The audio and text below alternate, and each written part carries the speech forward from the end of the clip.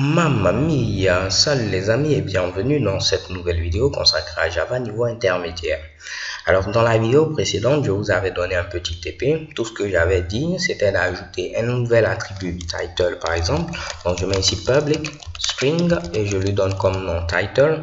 Il faudra en premier lieu donner ici le titre, donc je mets ici title, et en deuxième lieu il faudra donner ici la description. Ok, donc si vous avez tenté ici de faire ce petit TP et vous n'avez pas changé le nom, vous avez mis ici title, vous avez été donc confronté à ce petit problème là. Lorsque vous mettez ici title reçoit title, c'est maintenant très ambigu parce que ici on a ce title et également ici on a ce title. La première méthode, c'est de faire quoi? C'est de changer le nom qui est présent à ce niveau. Sûrement, c'est ce que vous avez fait par rapport à ce qu'on connaît jusqu'à présent. Ok, par rapport à ce qu'on a vu. Donc, je peux mettre par exemple ici titre. Et je vais dire que je prends maintenant ici le fameux titre qui est présent ici et je le mets au niveau de mon title. Donc là, vous n'aurez pas de problème. Si je viens à ce niveau-là, je mets en premier lieu ici le titre et je dois mettre ensuite la description. Pour l'instant, je ne vais pas me fatiguer. Je vais mettre ici description 1, description 2 et description 3. Donc là, je mets une virgule, je colle ce Mitsubishi, une virgule, je colle ce Mitsubishi, description 3 et description 2. Donc normalement, aucun problème à ce niveau-là. Pour vous prouver que cela fonctionne, on va faire un petit sysout, pourquoi pas, de tâche 2, point ici, description. Et je vais faire un petit sysout de tâche 3, point title. Donc normalement, si on affiche la description de la deuxième tâche, on doit avoir ici description 2. Si on affiche maintenant à ce niveau-là le titre de la troisième tâche, on doit avoir dire Mamma mia à la fin de la vidéo. Donc je dois avoir description 2 et à la ligne suivante dire Mamma mia à la fin de la vidéo. Je lance ce Mitsubishi, description 2 et je peux dire Mamma mia à la fin de la vidéo. Ok, alors qu'est-ce qu'on doit faire maintenant si on veut forcément garder ici title? On ne veut pas être obligé à raccourcir le nom ou le changer pour avoir notre code qui va fonctionner. Donc là, je vais remettre également ici description. Donc si je mets description ici, on va avoir également le même problème. Alors ce que vous devez faire pour gérer ce problème, les gars, c'est très simple. Si vous vous trouvez dans ce cas-là où le nom ici du paramètre correspond ici au nom de votre fameux attribut, il suffit de rajouter ici 10 avec un point. Je vais vous l'expliquer dans quelques instants.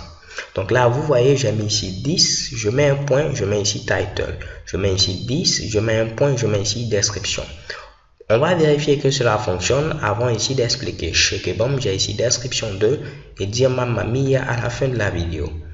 En grosso modo, c'est quoi? Lorsque vous mettez ici 10, c'est un mot-clé qui est connu ici par Java. Lorsque vous mettez 10, c'est comme si vous dites que je parle ici de l'objet courant. Ok? Donc, lorsque je mets ici 10, le fameux 10 fait référence à l'objet courant.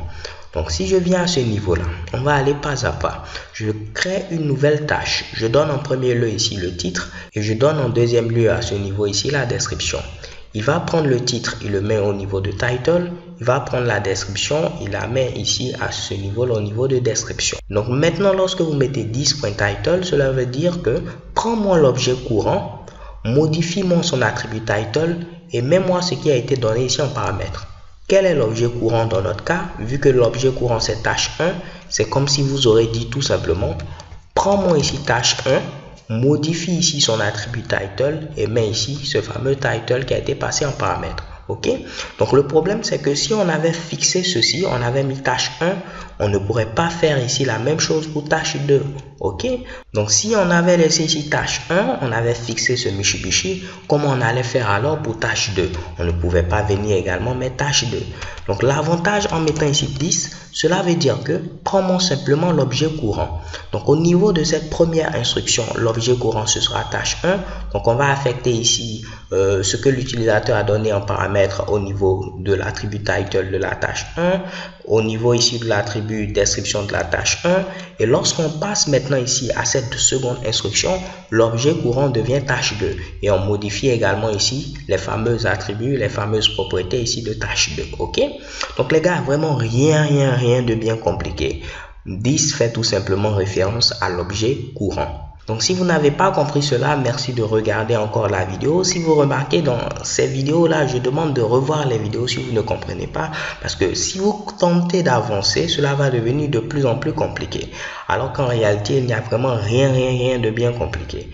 La première méthode que d'autres personnes utilisent, c'est de mettre ici toujours des T et des D. Donc lorsque vous mettez ici T et D, vous n'avez pas besoin ici de mettre ce fameux 10 là. Vous mettez tout simplement T, vous mettez ici D, et je peux enlever ce fameux 10 et enlever également ce fameux 10.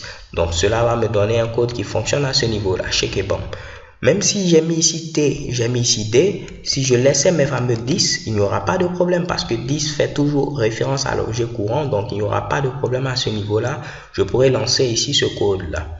Ce que je fais par contre, je mets toujours des paramètres avec des noms qui sont tout simplement explicites. Donc j'aurai ici bel et bien title et description et j'utilise mon fameux mot-clé 10 pour dire que tu me prends ici ce que l'utilisateur aura donné et tu le mets au niveau de l'attribut title de l'objet courant et ainsi de suite. Ok, donc libre à vous de choisir la méthode que vous souhaitez et je vous donne rendez-vous à la vidéo suivante où nous allons parler maintenant de l'encapsulation. Alors les gars, c'est tout. So thanks for watching. Don't forget to subscribe and have a nice day. Peace.